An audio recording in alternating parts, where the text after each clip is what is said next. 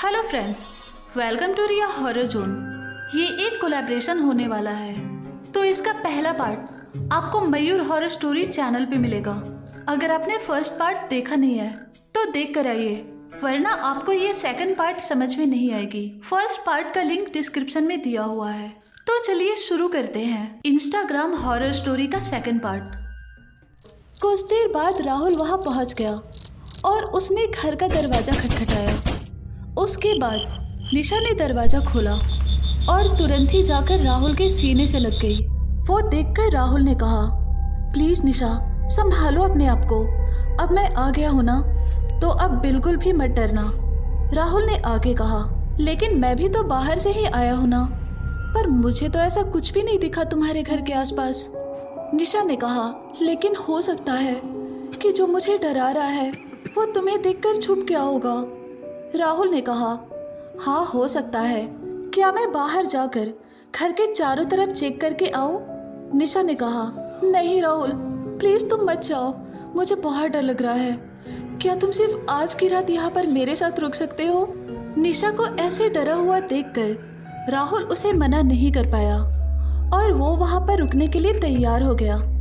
उसके बाद राहुल ने निशा से कहा, तुम रूम में जाकर सो जाओ और मैं यहाँ हॉल में सो जाऊँगा। इस पर निशा ने कहा, नहीं, मुझे अकेले में बहुत डर लगता है, प्लीज़ तुम भी मेरे साथ चलो और मेरे ही बगल में सो जाओ। उसके बाद वो दोनों सो गए। बीच रात में 2 बजे अचानक राहुल की नींद खुल गई। जैसे ही उसने अपनी आंखें खोली, वैसे ही वो तुरंत हड़बड़ाते हुए अपनी जगह से उठकर खड़ा हो गया और अपने सामने का नज़ारा देखकर वो शॉक्ड हो गया, क्योंकि उस वक्त वो जहाँ सो रहा था वो जगह एक भयानक जंगल था। यार, अभी कुछ देर पहले तो मैं निशा के घर था ना, लेकिन ये जंगल कहाँ से आ गया? अभी वो कुछ और सोच ही रहा था, लेकिन तभी अचानक उसे अपनी गाड़ी दिखी जो थोड़ी दूरी पर पार्क की हुई थी। वो देखकर राहुल तुरंत अपनी गाड़ी के पास पहुंच गया और गाड़ी में बैठकर वहां से निकल गया।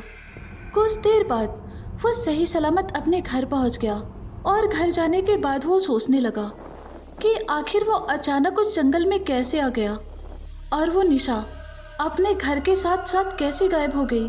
ऐसा सोचकर राहुल ने अपने जेब से मोबाइल निकाला और उसने निशा को कॉल लगाया, लेकिन उसका वो नंबर इनकरेक्ट दिखा रहा था। ये देखकर राहुल समझ नहीं पा रहा था कि आखिर उसके साथ ये क्या हो रहा था।